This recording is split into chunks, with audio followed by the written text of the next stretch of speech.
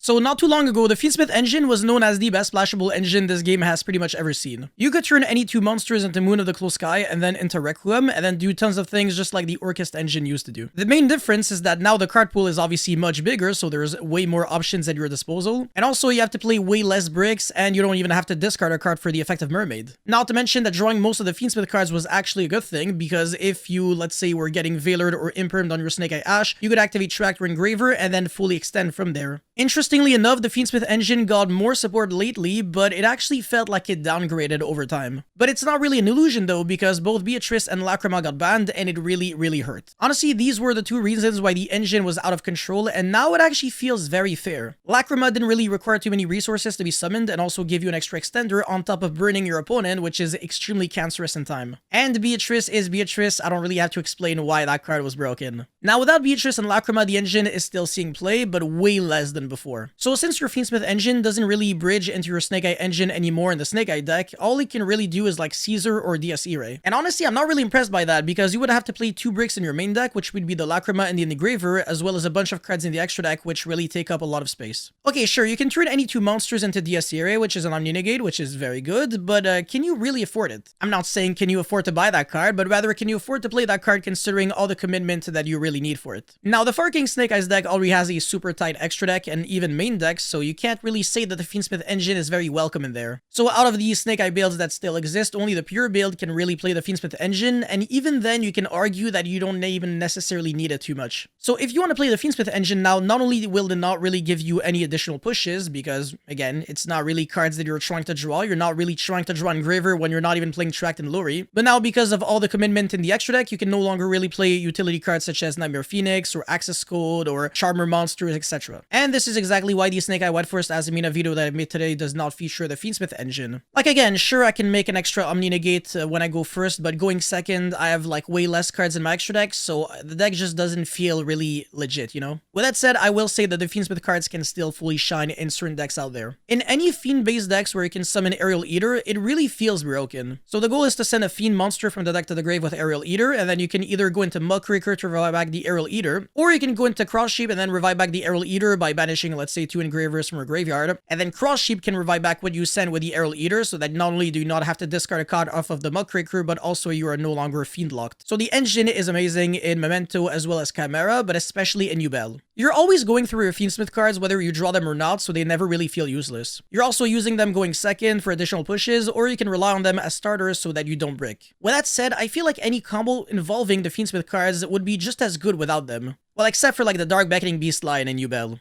But let's say even if I have Samsara D Lotus as my 1-card starter in Yubel, even without the Fiendsmith cards, it's still a really nice board. Yeah, sure, the Fiendsmith engine does make it a little better, but what are you gonna do about it? I don't really think that banning the Fiendsmith engine just because of like a few decks would be really fair. The engine only exists on the premise that you can run at least 1 copy of Requiem, Sequence, and Engraver, otherwise forget about it. So in other words, even if you don't like the Fiendsmith engine, I don't think completely banning it would change much of anything to the game. Okay, yeah, sure, you'll destroy Yubel completely, but to be fair, the deck is about to die off anyways, and there's infinite other ways of nerfing it. Like, even just limiting Phantom of Yubel would have hurt a lot, and even without that, I can't really see Yubel competing really well next format. It's like a huge uphill battle for them against most mid-range decks, because they can play so many hand shabs that they can't really keep up with that. So look, the Fiendsmith engine is currently not an issue we really have to consider, and I don't think that Engraver deserves to be limited either. And even if it happens, it'll change practically nothing, as people are just going to be playing more copies of Fiendsmith Tract in order to compensate, or they're just not going to care at all because they're already playing 1 Engraver and 1 Lacrima as bricks that they are not trying to draw anyways. Now look, I'm sure the Duke of Demise will make the engine a little more exciting, but look, you still need the same commitment in your extra deck. I wouldn't necessarily say that you're better off without the Fiendsmith cards, because when they're good, they're amazing. But don't go thinking that your deck sucks if you're not playing them. Chances are you might be totally fine without them. Anyways, that's all I had for this video, guys. Thank you so much for watching. Don't forget to like and subscribe, and let me know how you feel about the Fiendsmith cards in the comment section below. Do you think they're fine? Do you think they should get a hit? And I'll see you guys very soon.